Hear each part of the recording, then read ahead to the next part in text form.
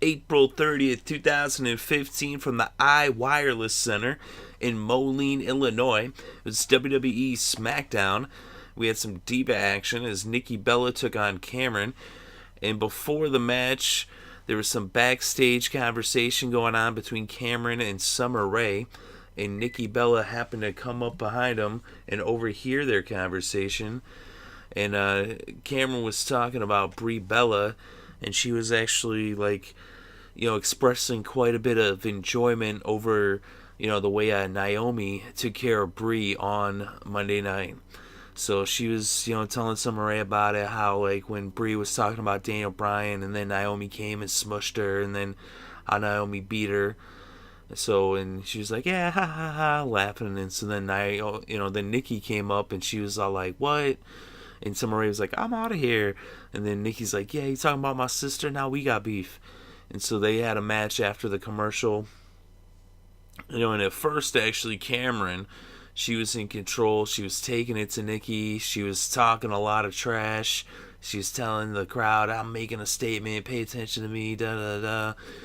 And then she was yelling at the ref when the ref wouldn't, count three. When Nikki was she kicked out at two.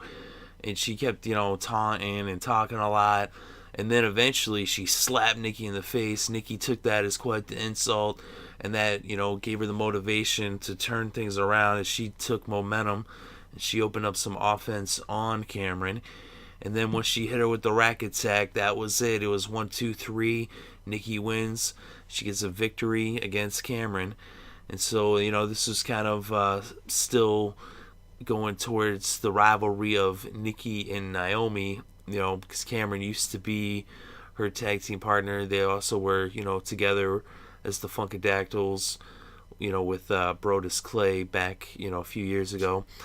But, the whole thing with before the match, with her talking trash about her sister and finding enjoyment in Naomi. So maybe we're going to end up seeing a tag team match with the Bellas against the Funkadactyls, the former Funkadactyls. I don't think they'll call them the Funkadactyls, because they really aren't that anymore. But, which actually, just recently Naomi got new music. She was still going around with that music. She finally got new music, the other week there. But, we might see a tag match. I wouldn't be surprised if that happens on Raw coming up. Also, it looks like we're going to have, Naomi versus Nikki at Payback. It looks like what's going to happen. That should be a good match. I'm looking forward to them going back at it.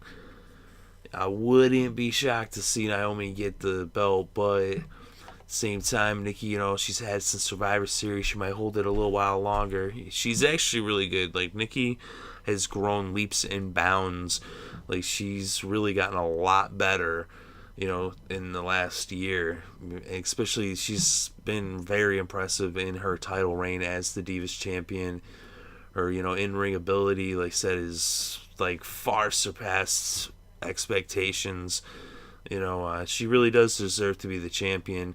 Although, I would like to see Paige come back and get it, but, and there's a lot of talented divas on the NXT roster that'll be coming up before long, so it's only a matter of time. The champions don't last forever in WWE. But let me know what you think about this match in the comments section below. Definitely interested to read your thoughts and opinions. What you think about, Nikki versus Cameron. What do you think about the feud with Naomi? And what do you think about the Bellas and the Funkadactyls, for lack of a better term? But thank you very much for listening. It is appreciated.